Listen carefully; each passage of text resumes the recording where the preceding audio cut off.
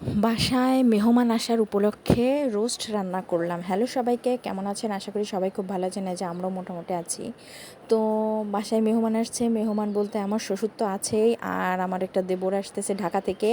দেবরটার ব্যাংকে চাকরি হয়ে গেছে, পূবালী ব্যাংকে। তো আমার বাসায় বেড়াতে আসছে, তো সেজন্য একটু রোস্ট রান্না করে ভাবলাম ওকে খাওয়াই। আসে না আমার বাসায়, এই প্রথমেই আসতেছে। তো আমি এই যে মাংসটাকে পিস পিস করে কেটে নিয়েছি।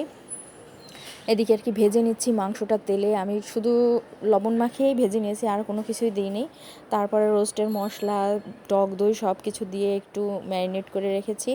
তারপরে তেলের পরে মশলা সব কিছু দিয়ে কষিয়ে তারপরে মাংসটা দিয়ে দেবো একটু। এই যে মাংসটা আমি সব কিছু কষিয়ে নিয়ে একটু মশলা, আদা পেঁয়াজ বাটা একটু কষিয়ে নিয়ে তারপরে মরিচের গুঁড়া একটু মরিচ দিয়েছি যাতে একটু ঝাল ঝাল হয়, তো দিয়ে আমি ভালো করে কষিয়ে নিচ্ছি।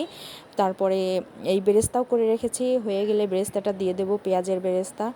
আর এখানে এটাই যে বেশ কিছুক্ষণ ম্যারিনেট করে রাখছি, এটা ঢেলে দেবো। তো এই যে দেবরের কোলে বাবু বসে আছে, আর ওটা আমার শ্বশুর। তা ওরা আবার একটু বাইরে যাবে ঘুরতে। তো ঠিক আছে, টাটা।